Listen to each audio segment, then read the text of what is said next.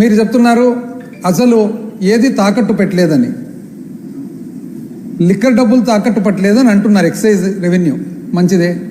Excise revenue ఒకవేళ తాకట్టు పెట్టలేదని మీరు అంటున్నారు, రాష్ట్రానికి సంబంధించిన మొత్తము ఖనిజ సంపద మొత్తం కూడా మీరు 9,000 కోట్ల కోసం తాకట్టు పెట్టిన మాట వాస్తవమా కాదని అడుగుతా ఉన్నాం.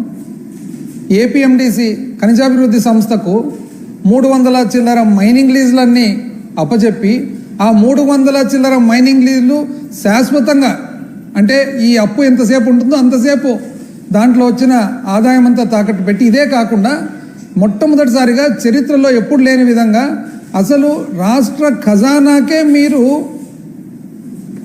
ఎవరైతే డిబెంచర్స్ ద్వారా బాండ్స్ ద్వారా అప్పు ఇచ్చినారో వాళ్లకు మీరు డబ్బులు కట్టకుంటే, రాష్ట్రం డబ్బులు కట్టకుంటే రాష్ట్ర ఖజానా నుంచి డైరెక్ట్గా తీసుకుంటే దానికి మీరు పర్మిషన్ ఇచ్చినారండి. మీరు ఎట్లా చెప్తారండి ఇది తాకట్టు పెట్టలేదని చెప్పేసి?